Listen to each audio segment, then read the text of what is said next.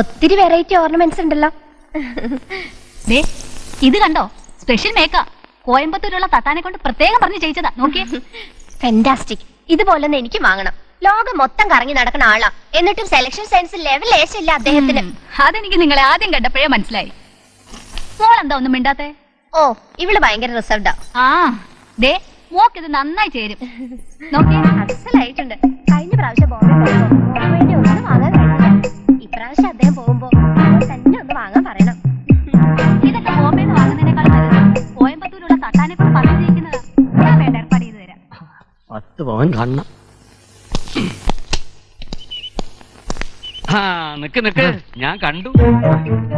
എന്നിട്ട് എന്റെ കണ്ണ് വെട്ടിച്ച് മുങ്ങാന്ന് കരുതിയോ?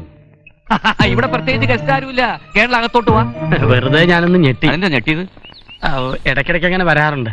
സെക്കൻഡ് വേൾഡ് വാറിൽ വെച്ചിട്ട് മങ്കുർണി. വരൂ ഇത്ര ധൃതിയോ? ഇങ്ങോട്ട് വാന്നേ. മിസ്റ്റർ കേണൽ ഒന്നും മിണ്ടാതെ തിരിച്ചു പോവാൻ പുറപ്പെട്ടതാ. ഞാൻ പിടിച്ച് കയറ്റി.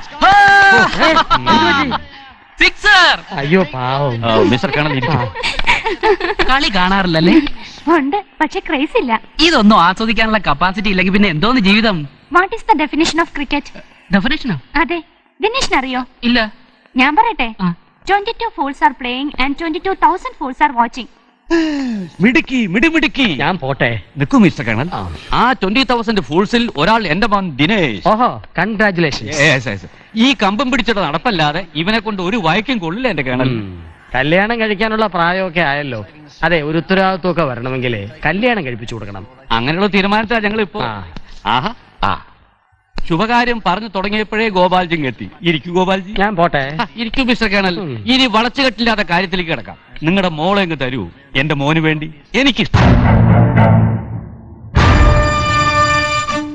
അത് ഒരല്പം ക്രിക്കറ്റ് ചോരണ്ടെന്നുള്ളൂ, വേറെ അവന് ഒരു കുഴപ്പമില്ല. അത് ശരിയാവില്ല. എന്റെ മോൻ എന്താ ഒരു കുറവ്? ഈ കാണുന്ന സർവസ്വത്തിന് പാതി ഇവനാ. എനിക്ക് താല്പര്യമില്ലെന്ന് പറഞ്ഞില്ലേ? വാടി. ഓടി. ഇവിടെ പറഞ്ഞതാ, പോടി. അയാളുടെ മോക്കണ്ട തലക്കൂറ്റും കൊമ്പുണ്ടോ? മോൻ വിഷമിക്കണ്ട. നമുക്ക് നല്ലൊരു കുടുംബത്തിൽ നിന്ന് ഒരു വനിതാ ക്രിക്കറ്റുകാരിയെ തന്നെ ഒപ്പിക്കാം. എന്ത് പറ്റി? ബെഡ്റൂമിൽ വെച്ചിട്ട് എന്റെ നെക്ലസ് കാണുന്നില്ല. ഞാൻ ഇറങ്ങട്ടെ. നീ അവിടെ നോക്കിയോ? എങ്ങനെ നോക്കട്ടെ? എനിക്കറിയാം അടുത്ത ആരാന്ന്. ഞാനല്ല. അല്ല, പിന്നെ ചന്ദ്രമതിയാ. എങ്കിൽ ഞാൻ ഇറങ്ങട്ടെ.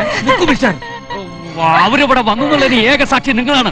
നീ പോലീസിനെ വിളിക്കും. അല്ല, എന്തിനാ മിണ്ടുമ്പോ പോലീസിനെ വിളിക്കുന്നത്? നമുക്കിത് പറഞ്ഞു തീർക്കാം. വേണ്ട, തൊണ്ടി സഹിതം അവളെ പിടിക്കുന്നത് എനിക്ക് കാണണം.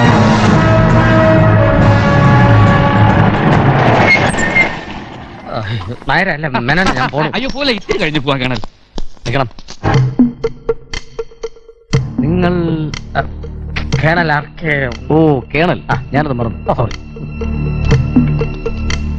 ആരുടെ നെക്ലസാ മോഷണം പോയത്? എന്റെയാ. എവിടെ വെച്ചാ പോയത്? മുറിക്കകത്ത് വെച്ച്. നിങ്ങൾ ആ മുറിയിലുണ്ടായിരുന്നു? ഉണ്ടായിരുന്നു. ഓഹോ, നിങ്ങൾ ആ മുറിയിൽ ഉണ്ടായിരിക്കെ മോഷണം നടക്കണമെങ്കിൽ മോഷ്ടാവ് ജനാലയിലൂടെ ആയിരിക്കണം കൃത്യം നിർവഹിച്ചിട്ടുള്ളത്. ഇത്ര കൃത്യമായിട്ട് എങ്ങനെ പറയാൻ കഴിഞ്ഞു? കള്ളന്റെ സൈക്കോളജി പഠിച്ചാലല്ലേ കേണൽ ഈ യൂണിഫോം ഇടാൻ പറ്റൂ. കമോൺ, വരൂ. എന്നാ വരട്ടെ? വന്നോളൂ. അല്ല, ഞാൻ പോട്ടെ. പോകാൻ വരട്ടെ. നിങ്ങളും വരൂ. ഏതാണ് മോഷണം പോയ ജനൽ? ജനലല്ല സാർ, മാലയാണ്. അതെ, മാല. മാല എവിടെ? അല്ല, ജനൽ എവിടെ? ഓ, വീടിക്കുറ്റി. ആ എവിഡൻസ് കിടക്കൂ. ദിനേശ്, ഞാനിവിടെ ഉണ്ട് സാർ. താൻ ബീഡി വലിക്കോ? ഇല്ല സാർ. എന്നാ കള്ളൻ ആ ശീലമുണ്ട്. ഒരു ബീഡി തരൂ. നമുക്ക് നമ്മുടെ പഴയ ബ്രാൻഡ് തരൂ.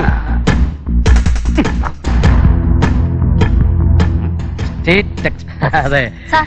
ഇതെടുത്ത ആരാന്ന് എനിക്കറിയാം. അറിയാമെങ്കിൽ പിന്നെ ഞങ്ങളുടെ ആവശ്യമില്ലല്ലോ. ആരാ കട്ടത്? അപ്പുറത്തെ വീട്ടിലെ ചന്ദ്രവതിയാ. അവര് വലിക്കോ? വലിക്കുമെന്നൊന്നും എനിക്കറിയില്ല. കട്ടത് അവരാ, അതെനിക്ക് ഉറപ്പാ. എങ്കിൽ അങ്ങോട്ട് മൂവ് ചെയ്യാം. അതുകൊള്ളാം. ഇപ്പൊ ഞാൻ കയറി ഉടക്കിയതായി കുറ്റം. പിന്നെ ഞാൻ എന്തോ വേണം? 1-2 മാസം മാത്രം മകളായിട്ട് കൂടെ താമസിക്കാൻ വന്ന ഇവളെ കെട്ടിച്ചു തരാമെന്ന് പറയണം. നിങ്ങൾ ആരെങ്കിലും ബീഡി വലിക്കോ? എന്താ സാർ കാര്യം?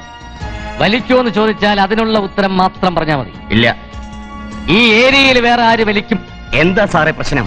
ഇവരുടെ ഒരു നെക്ലേസ് മോഷണം പോയിട്ടുണ്ട്. അത് കട്ട കള്ളനെ പിടികൂടാൻ വന്നതാ. അതിനെവിടെ ആര് കട്ടു? നിങ്ങൾ എന്ന് ഇവര് പറയുന്നു. എനിക്ക് ഉറപ്പാണ് സാർ. എന്തായാലും എനിക്ക് ഈ വീടൊന്ന് സെർച്ച് ചെയ്യണം. സെർച്ച്. നിങ്ങളെ ഞാൻ ഇറങ്ങുന്നു, എനിക്ക് ധൃതിയുണ്ട്. എങ്കിൽ ആദ്യം ഇദ്ദേഹത്തെ സെർച്ച് ചെയ്യൂ. എന്നാ ധൃതിയില്ല.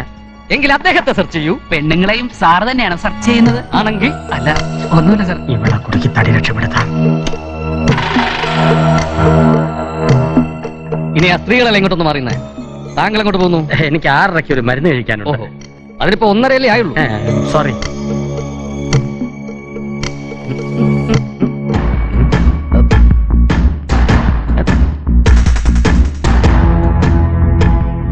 അപ്പോ മാല നിങ്ങൾ എടുത്തിട്ടില്ലല്ലേ? ഇല്ല. ഉം. നിങ്ങളുടെ ദേഹത്ത് നിന്ന് ഞാനത് കണ്ടെടുത്താൽ വനിതാ പോലീസിന്റെ സഹായമില്ലാതെ പരിശോധിക്കാനുള്ള അടവ് അല്ലേ? ഇങ്ങോട്ട് എഴുതിക്കടി.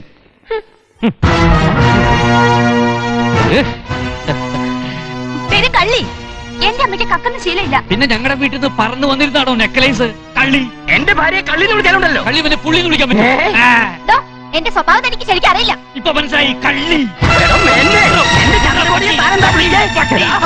മനോൻ, ഗോപാൽജി എന്താ ഇത്? അന്തസ്സുള്ള 2 കുടുംബങ്ങൾ തമ്മിൽ ഇങ്ങനെ സംസ്കാരമില്ലാതെ പെരുമാറിയാൽ ഈ കോളനി മുഴുവൻ അറിയും. Inspector sir, yes. ഇതൊരു കേസ് ആക്കണ്ട. ഈ കോളനി മുഴുവൻ ബാഡ് സ്മെല്ലാവും.